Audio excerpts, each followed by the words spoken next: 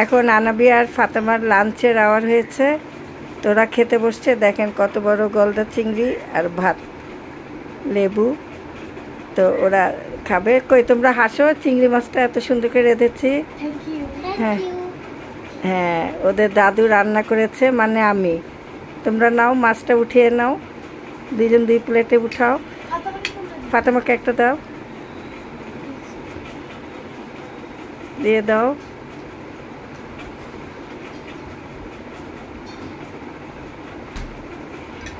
তুমি একটা নাও।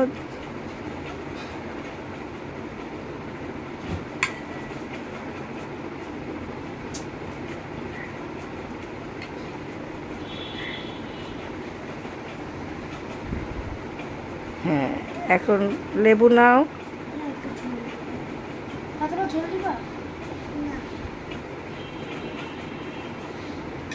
ব্যাস, এখন তোমরা খাওয়া স্টার্ট করো। খাওয়ার আগে বাই দিয়ে দাও।